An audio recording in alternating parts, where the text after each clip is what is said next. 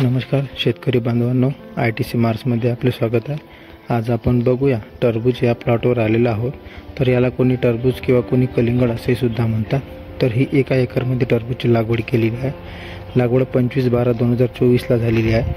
ही यामध्ये आपल्याला स्ट्रिकी टॅपचा वापर दिसत आहे। तर हे कशा पद्धतीने काम करतो ते आपण बघूया। स्ट्रिकी टॅप याला पिवळे चिकट सापळे असेही म्हणतात।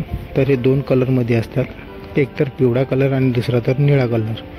तर पिवळा कलर कशा पद्धतीने काम करते, पिवळ्या कलरमध्ये आकर्षित होणाऱ्या किडी जसे की रस शोषण करणारे किडी, पांढरी माशी, मावा, तुडतुडा इत्यादी, आणि निळ्या कलरमध्ये आकर्षित होणाऱ्या किडी थ्रिप्स, फुलकिडे यावर आकर्षित होतात। तर हे 1 एकरमध्ये जवळपास 15 ते 20 ट्रॅप लावावे लागतात। त्यामुळे किडींचा प्रादुर्भाव होणार नाही व उत्पन्नात पण तुम्हाला वाढ होईल। असेच नवनवीन व्हिडिओ पाहण्यासाठी आजच आपल्या प्ले स्टोअरवरून ITC मार्स हे ॲप डाउनलोड करा। धन्यवाद।